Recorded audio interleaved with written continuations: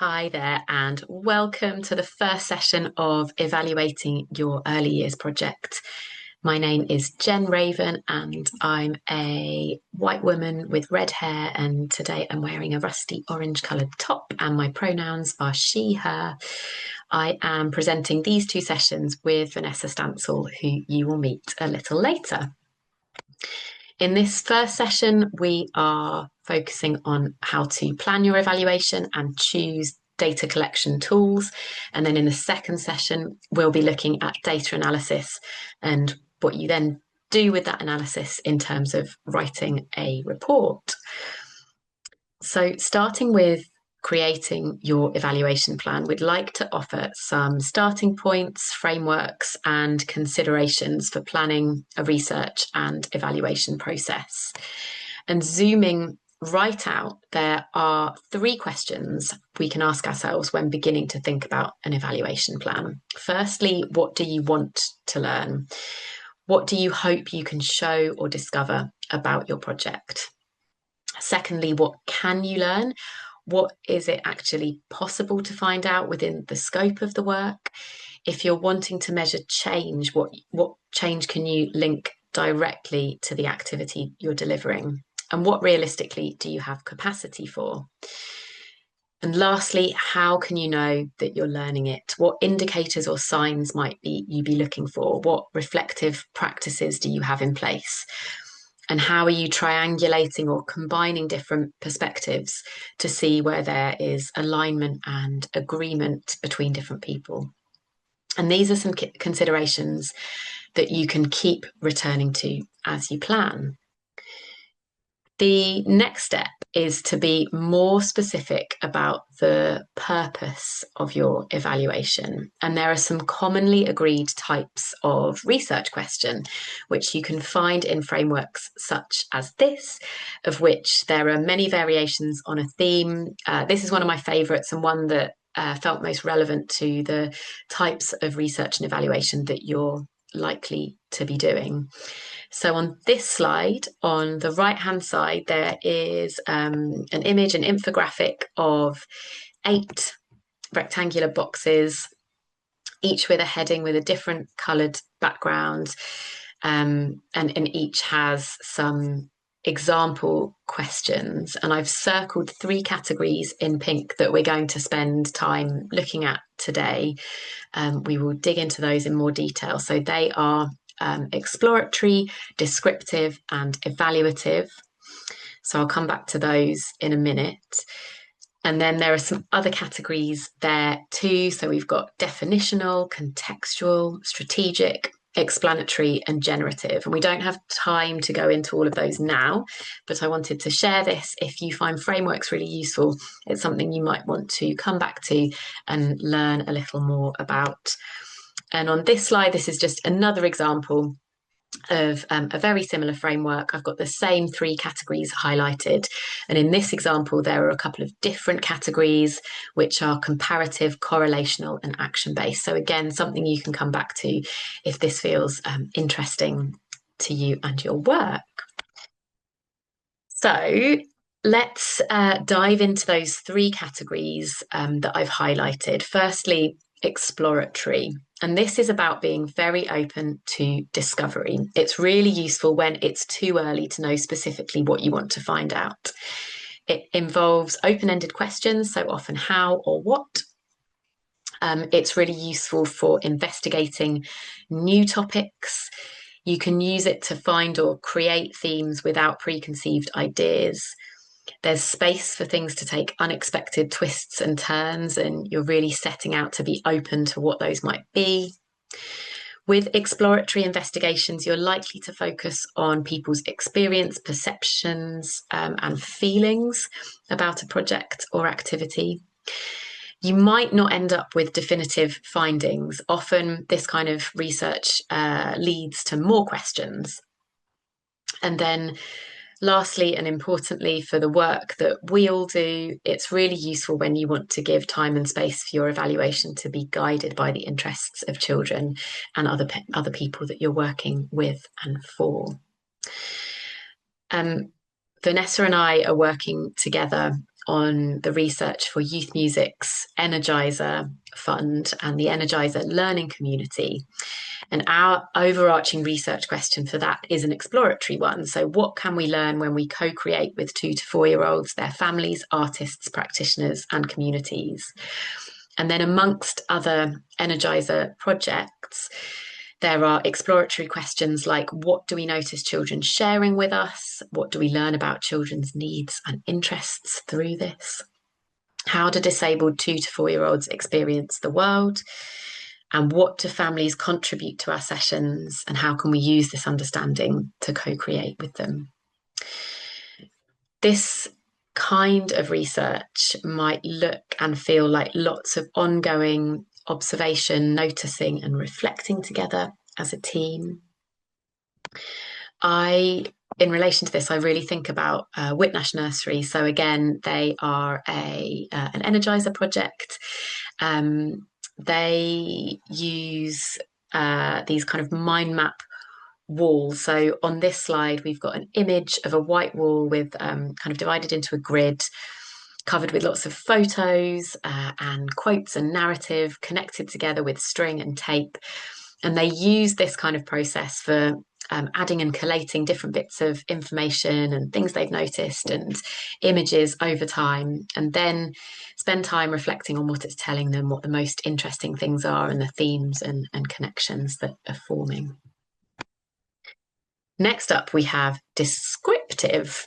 And these sorts of questions are useful for identifying and describing things like characteristics, principles, pedagogy, and who is involved and how. You might use this approach if, for example, you want to describe your practice in order to train other artists or practitioners, or identify and articulate the principles that make your work distinctive and effective. And it typically involves what, how, and who questions. Again, some examples. What are the principles or key characteristics of our approach? What are our methodologies for co-created practice? Who comes to our sessions most regularly? What signs of engagement do children show during sessions? And what are musicians doing in these moments? How do parents respond to their children during a session? And how do we facilitate play between a child and their carer or wider family without taking over and leading it? And then the last of our 3 categories for today, evaluative questions. The main features of evaluative lines of inquiry are outcomes, process, and value. So outcomes is all about tracking change or development over time. For example, increased well-being for children, or greater connection between a child and parent, or artists gaining new skills. You can describe outcomes as the difference a project or activity is making to people's lives.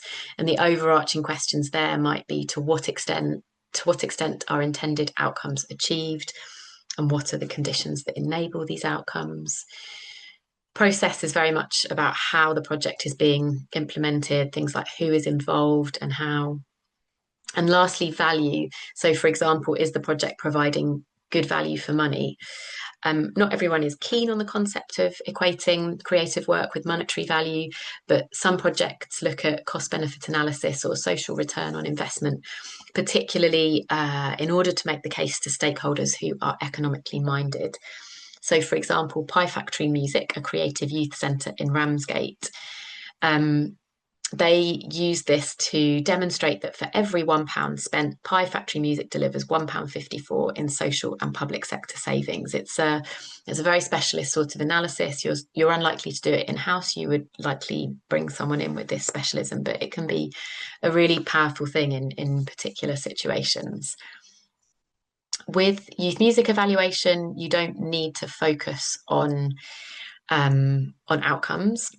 You've got more flexibility, but outcomes evaluation is still really common amongst other funders. And broadly, in our experience, early years projects often want to evaluate the development of children, families, practitioners, and so on in some way.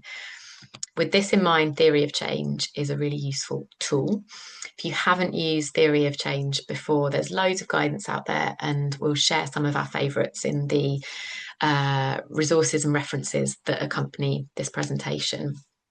The main elements of theory of change in terms of planning and evaluation are your activities, so what you do or deliver, your outcomes, the changes or developments that happen as a result, and then the long-term impact that your work contributes to. This is often beyond the scope of what you can really tangibly measure, but it's the bigger picture social thing, the social change that you contribute to, that or that happens as a result. If you're interested in theory of change and in an outcomes focused approach, this is another way of looking at it. So spheres of control, influence, and concern. The sphere of control is what can be directly controlled by an intervention, the things you make decisions about and can choose or change. So, for example, what activities you choose to do or what resources you use.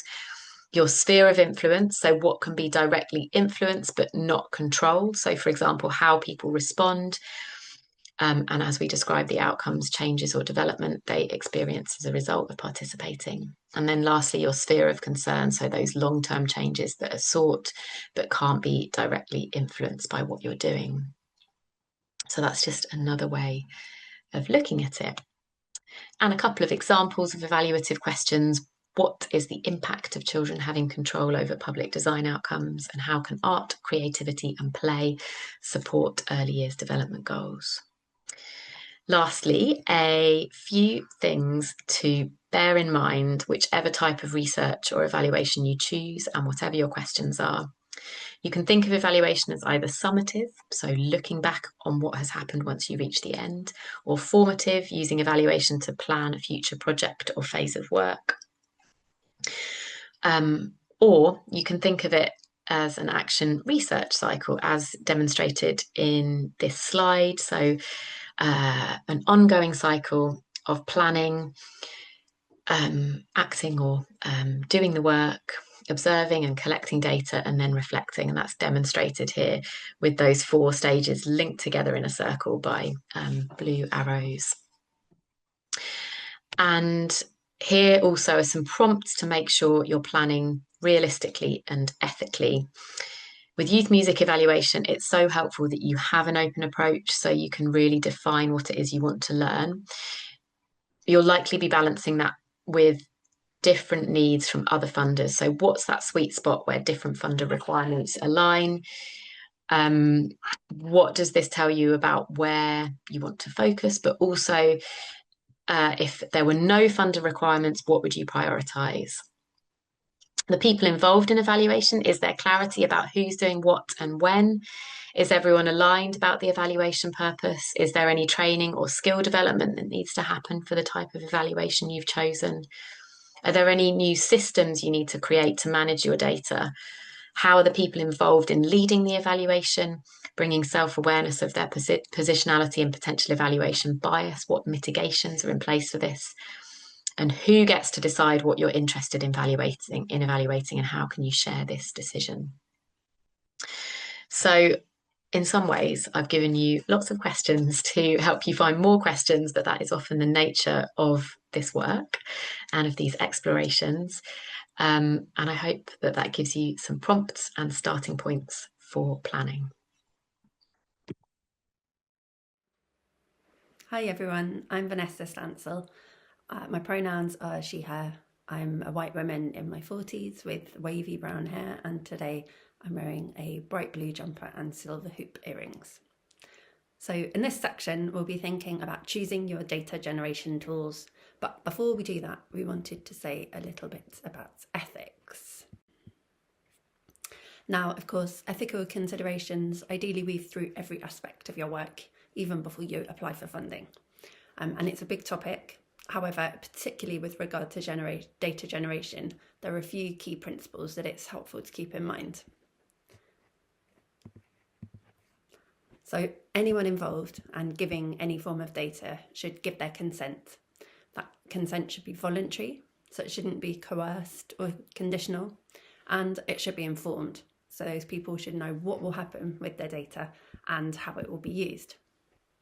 So A common example is adults that might be signing a consent form relating to an interview, for example, or parents signing a consent form on behalf of their child for video footage.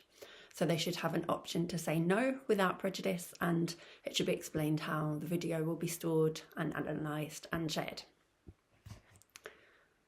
So it's also important to assess any risk of that evaluation causing distress. So I've noted here in the slides that the process actually doesn't finish with giving consent, and it's a process of ongoing assent. So that's the constant checking in that what we're doing is still okay. A lot of the time that might be monitoring for non-verbal signals, particularly with very young children. So for example, if we're thinking about filming a child in their play and noticing that that filming is making them uncomfortable, what we don't want for them to do is stop their play and then move to another area. Or in the case of an adult, they might sign a consent form that they're happy to be observed in their practice, but then we might actually notice that in their body language they're finding it quite stressful, and perhaps they're feeling that their sort of teaching or parenting is being judged, and that's worrying them. So there shouldn't be any harm caused by doing the evaluation. And then data management is also important. So keeping data anonymous if relevant, if that's something that's offered. In the majority of cases, we probably would offer anonymity, and the data is stored securely. So the ESERA code has a lot more information, and some more specific points will come up as we go through these data tools. So observation can be really useful for evaluation, because for your projects working with real people in the real world, observing can be an effective way to start to make sense of what's going on, and is already a key part of early years practice. It can be helpful to think about who is doing the observing and the role that they're taking. And there's a spectrum from more at the participant end to more at the observer end, and everything in between. So as a music practitioner, you might be observing a child or children while you're doing an activity or in an interaction with those children, which is more at the participant end. Or you might have an external evaluator working on your project who might come in and observe a session perhaps from the side, which might be more at the observer end. So neither is better, they're just different. So at the observer end, you have more time and space to perhaps view a whole session, and more capacity maybe to record in the moment. At the participant end, you might get a different insight from what you're observing. If you've been part of it, you might have a more contextual understanding of what happened just before or after. It might also have a sort of physical, sensory or emotional dimension that might be deeper perhaps if you've been involved. So it's also helpful to think about what you're observing for. So you could take a more unstructured approach where you watch and see what happens and document what comes up.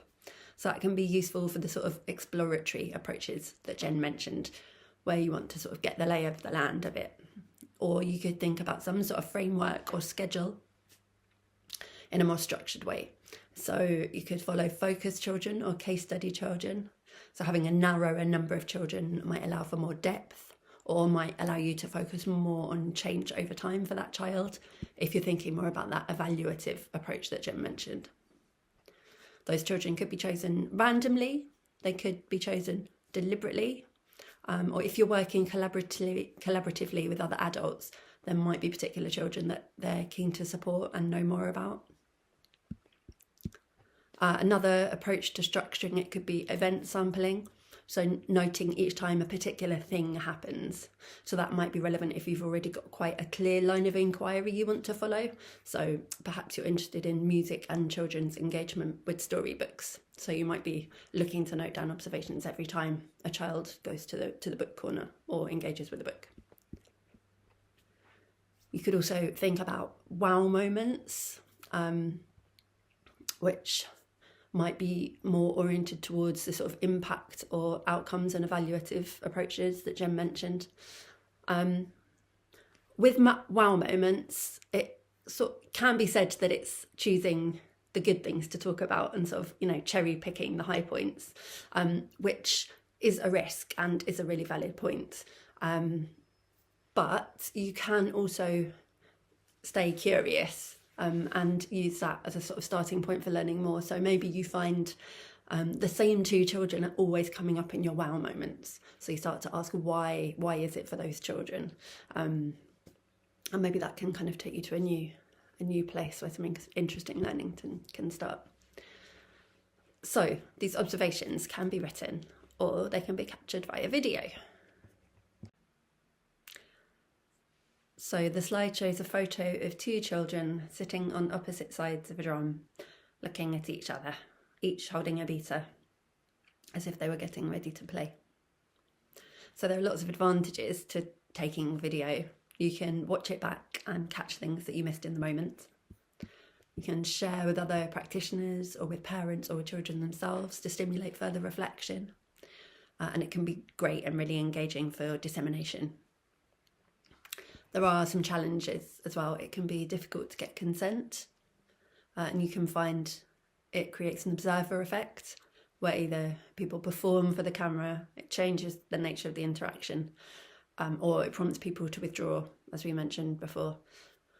If you're a visiting musician or visiting practitioner and working alongside other staff who are with the children every day, they can be very, very useful as ethical sidekicks because they may know the children better and be more attuned to what withdrawal or discomfort might look like for that particular child and be able to alert you to it. Video can also be very time consuming to review. We'll talk more about analysis in the next session, but in a sort of descriptive orientation, you might be thinking about actually what is happening in the video, whereas in a more evaluative orientation, you might be asking, why is what I'm watching significant in the video? And again there, if you're a visiting musician and you have other people who know the children better, whether that's teachers or parents, or perhaps just know them in a different way, they can often be really well placed to give their interpretations as well as to why a particular observation is significant for that child, if time and resources allow. I would suggest having some sort of system to limit the amount of video that you take. Either a sort of observation framework, as we discussed in the previous slide, or simply putting a limit on the number of clips per session.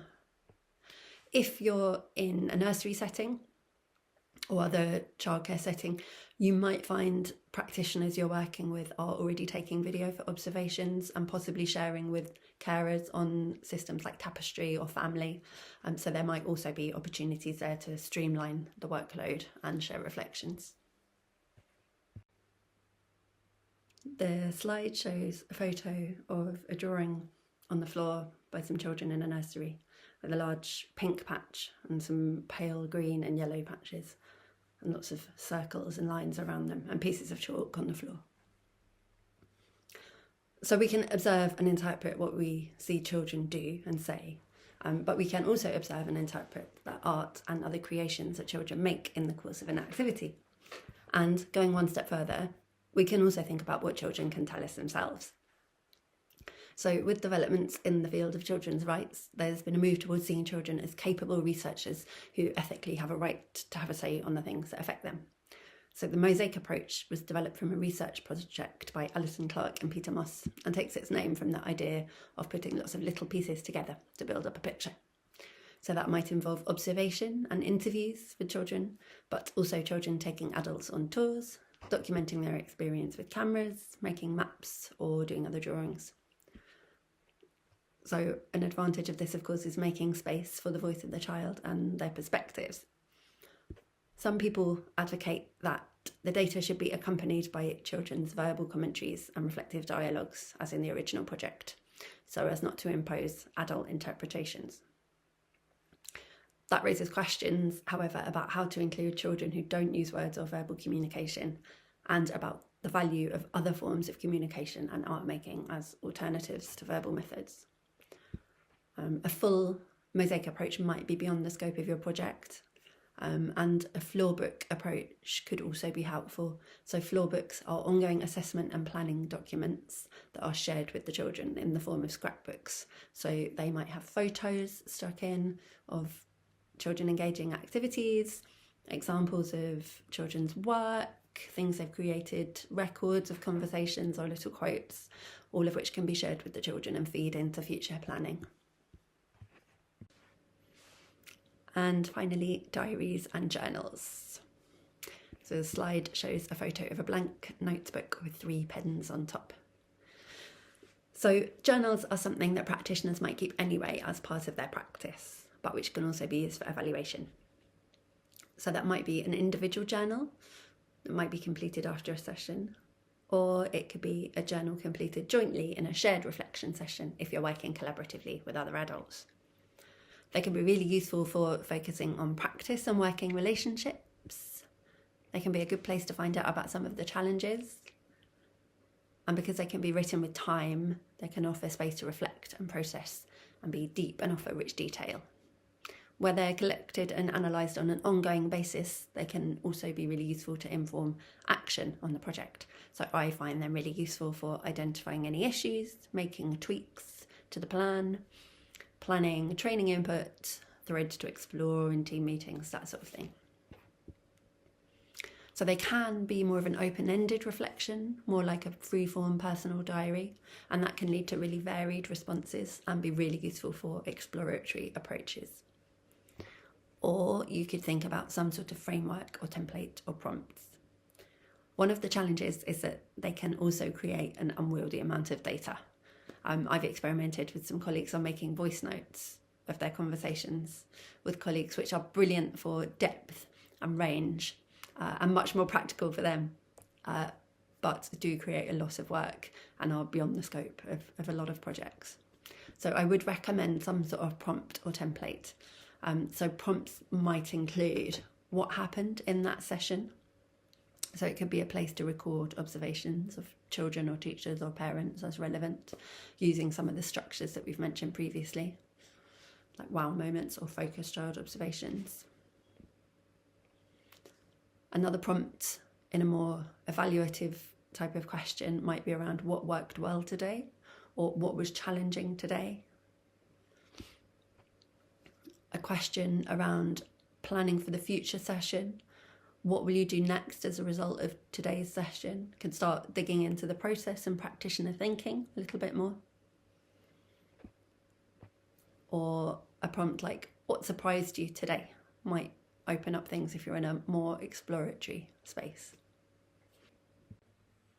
So some alternative options might include questionnaires, interviews, focus groups, creative or participatory methods, and scales and frameworks. And while it's been beyond the scope of today's session to go into more detail about those here, there is some further information and links on the accompanying resources for this session. Thank you so much for joining us, and we'll look forward to seeing you in the second session.